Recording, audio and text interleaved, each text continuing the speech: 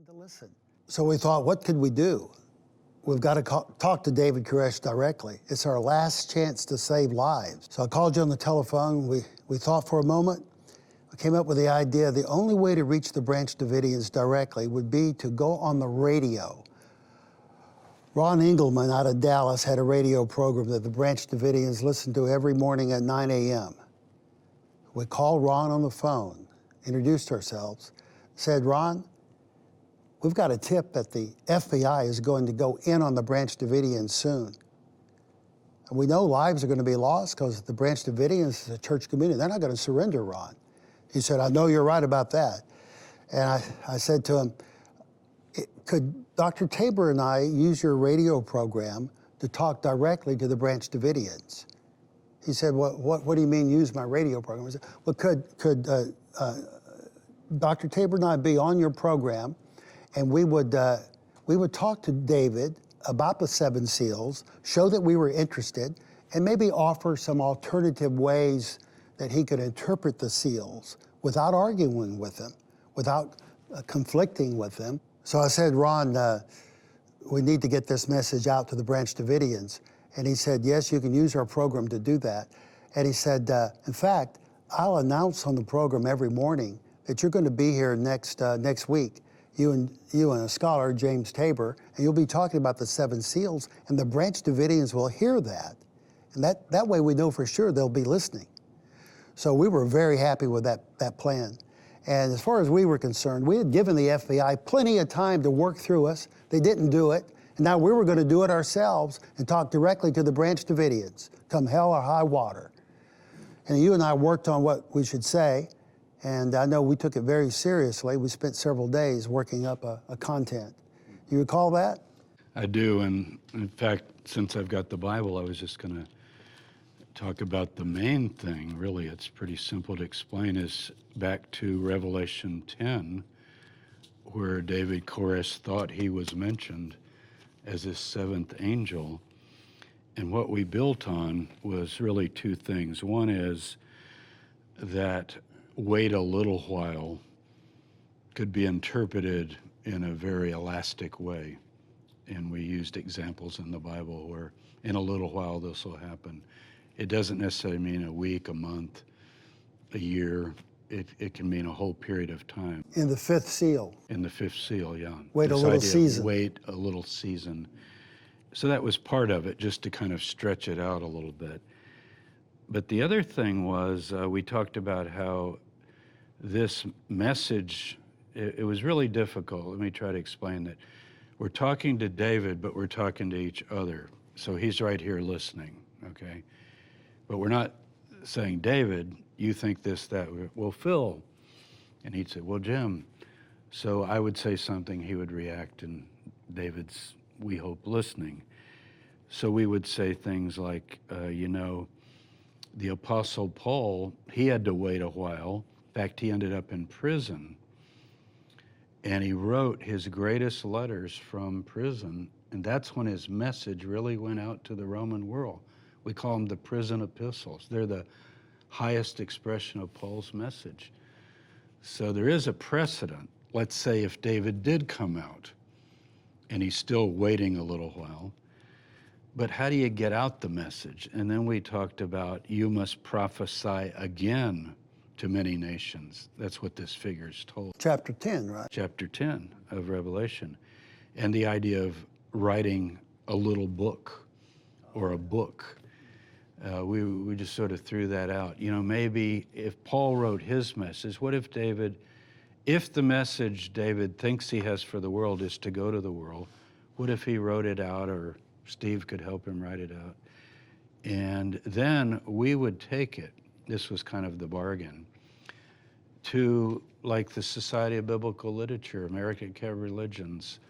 These are the whole world is focused on this, quote, crazy cult leader who supposedly has something to say. So we wanted to kind of not taunt him a little, but like, what would be the word? Intrigue him a little. Like, you got something to say? We don't know what it is.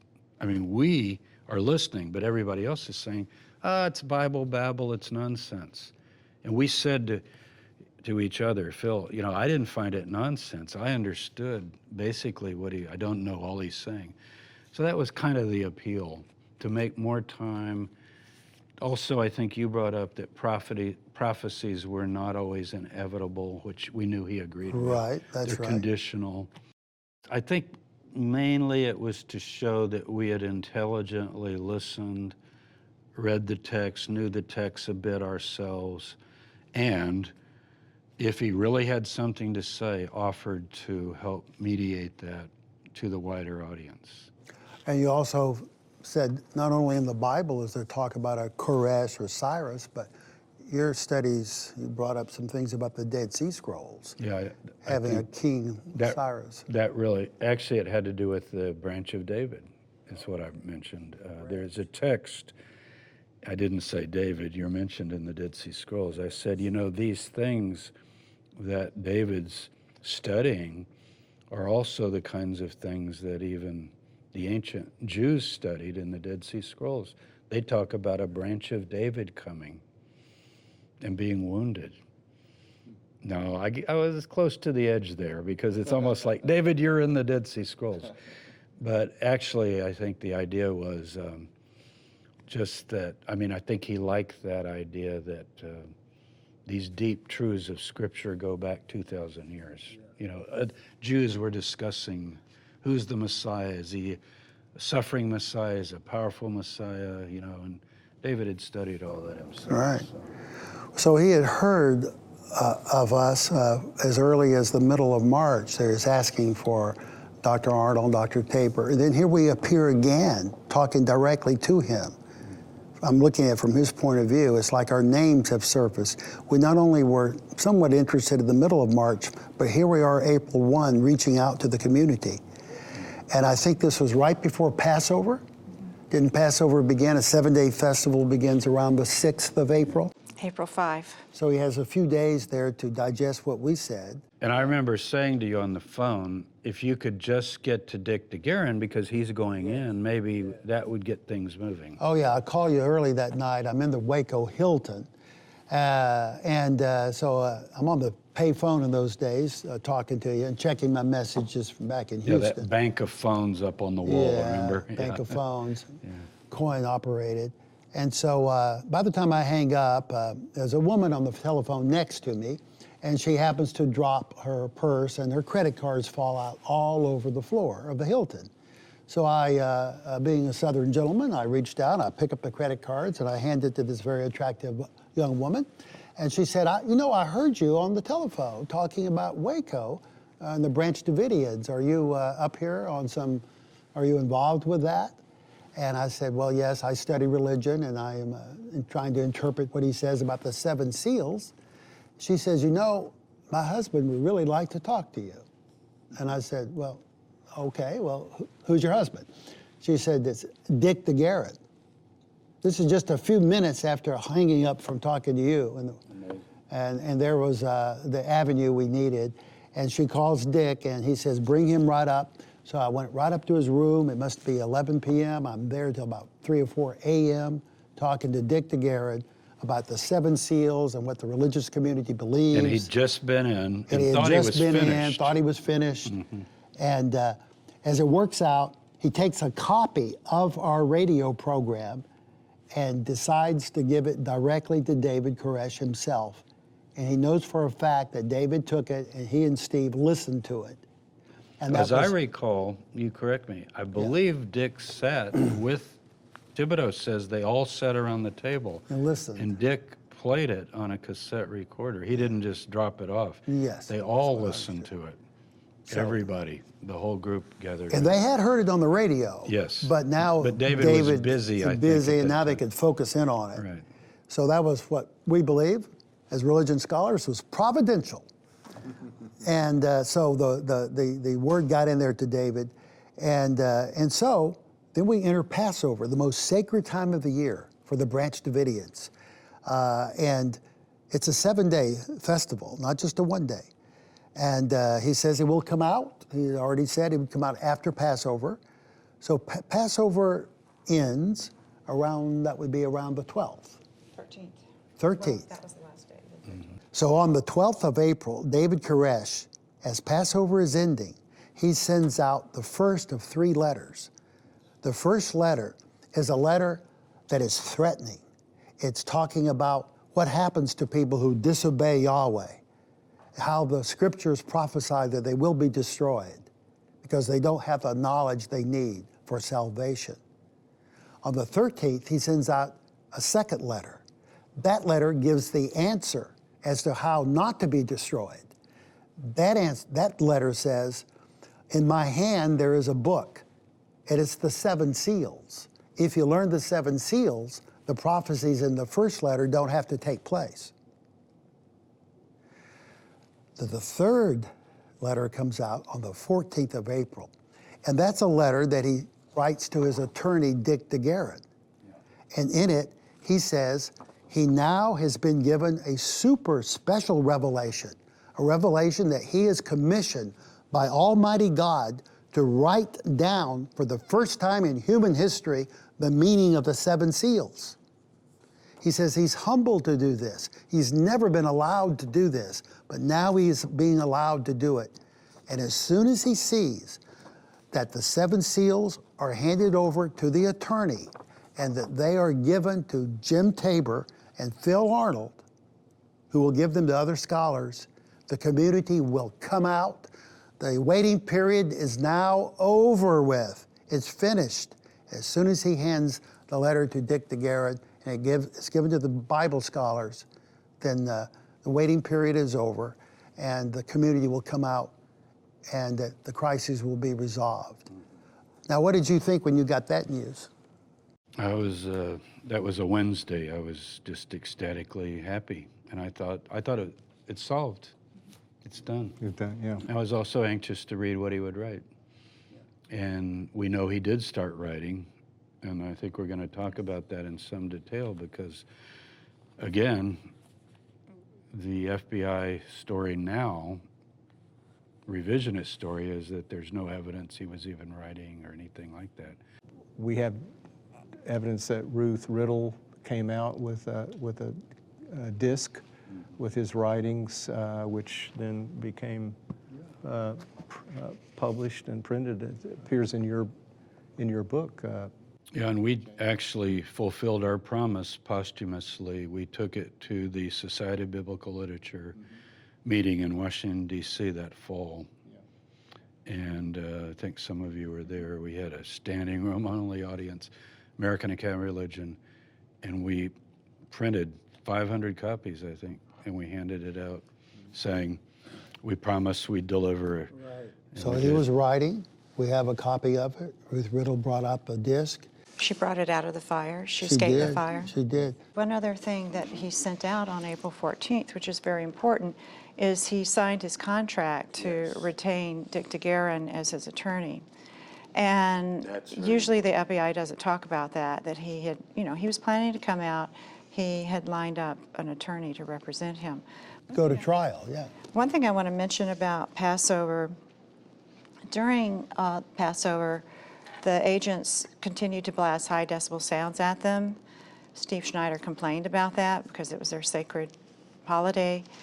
And, but on Good Friday, Steve asked for permission to go outside, walk over to the other side of the driveway in front of the front door, and light 7 canisters of what he called incense, 7 smoke canisters. And this was to honor the death of Jesus Christ on Good Friday. The FBI permitted him to do that, and then after Steve went back in, sometime after that, Jeffrey Jamar and Dick Rogers, the head of the HRT, they left a message with SIOC that they had decided that there was no plan to fight a fire should there be a fire.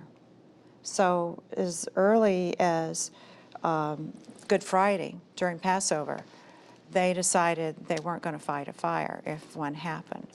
Later that evening, an incident occurred where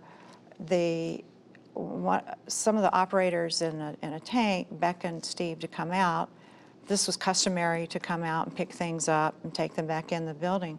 So Steve went out, and they threw a percussion grenade at him, a flashbang grenade, and which scared him to death, and he went inside and called the negotiators, really, really angry Really and upset. frightened.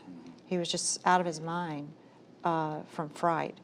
And this began a pattern of harassing the Branch Davidians whenever they would they did come out of the building sometimes, and the agents would throw flashbang grenades at them. And there were other types of harassment, such as running a tank into the building and almost killing somebody who was sleeping in a bunk with his head next to the outer wall. So basically, at that point, if we go to April 14th, the fire's on the 19th, so Wednesday to Monday, that was that critical period. And then there's these things happening that we learned later in Washington, D.C. Ah, yes. Things we knew nothing about at the Thursday, time. Friday, Saturday, actually through the weekend. So I think we should talk about some of that. Now, the big thing from my standpoint, because I was involved, is that when the Attorney General, Janet Reno, was approached with the possibility of final approval for the gas plan, she asked repeatedly, this is in the FBI reports, well, first, before I approve it, is there any argument for waiting? Argument, not guarantee. Now this, to me, is the travesty of the whole thing. An argument for waiting would be, well, yeah, actually, here's a letter. There, you got it right there. Here, read this, General Reno, and these two Bible scholars, not that I want to be mentioned, but it could be anybody. And here's a tape that he responded to, and they've just signed their legal agreement on the exit. So, yeah, there's actually a very good possibility. And she would have said, well, is he writing the seal? Mm-hmm. And the true report would have been, yes, actually, he's finished the first in about 3 days. By April 16th. Yeah, by the 16th. So about almost 2 days. And we know that from the tapes we have, the negotiation tapes with the negotiators. I've never heard David happier listening to all those hours and hours and hours. He liked to joke. He said things like, I haven't been like your average cult leader. I'm kind of a nice guy. And he'd laugh. And he's saying, I'm going to come out and I'll go to jail. You can feed me bananas and make fun of me and say, why does he have all these wives? And does he molest children? Remember, he's kind of joking around. But he also says things like, did you take a shower for me? I can't wait to get out. And he said, did you eat a pizza? So there's that, but there's also the serious thing. Because he says in that letter that he believes this revelation, because he's the second Messiah, he thinks, will be like the second Gospels, meaning he said it'll be as great as the Gospels. Yeah, he says it'll be better than the 4 Gospels. And one time he writes, he says it'll be the most sacred information ever. Right. So for David as the Lamb, and since he's interpreting the 7 seals by means of the Old Testament and New Testament, when he writes the 7 seal message, it'll encapsulate in shorter form the entire corpus of Revelation. This is going to be another Bible. Right. And he was going to present it to humankind. Right. And he says, when you read it, you will see the King in his beauty. Yeah. It'll be a revelation of Jesus Christ. Right. Or of the Christ. I have in my notes, too, that when DeGuerin came out after bringing this letter from David Koresh, that he talks to the FBI, and the FBI tells them that we have all the time it takes. Yep, in other words, we're not in a rush. We're not going to assault the place. All the time. Yeah, take your time.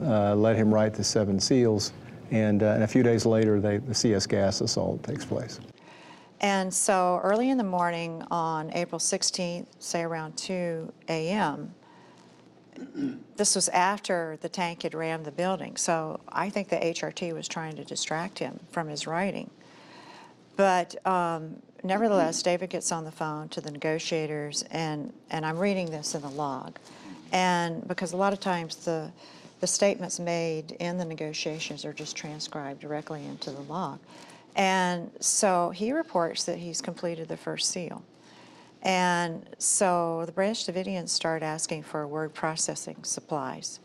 And they continued to ask, you know, all day on April 16th. They asked on April 17th. They asked on April 18th.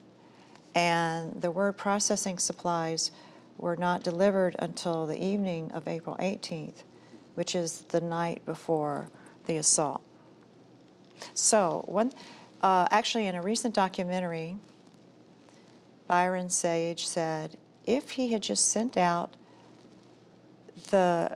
his commentary on the first seal, we would have known that he was working on it, and we wouldn't have carried out that assault.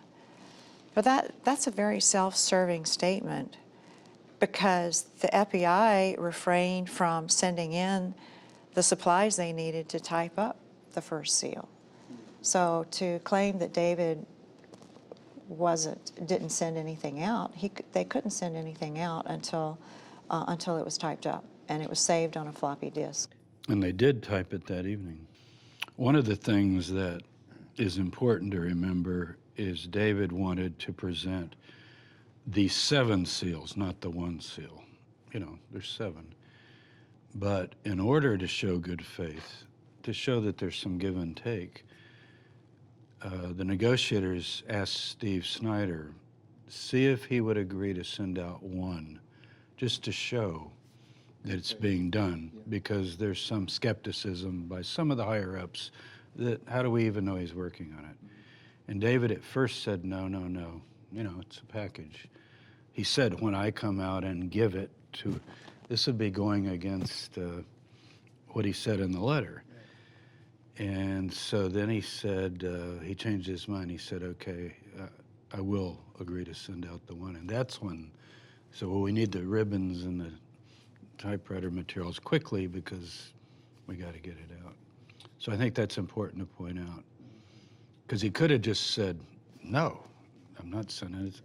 And it'll be done when it's done. So he compromised. He compromised, yeah.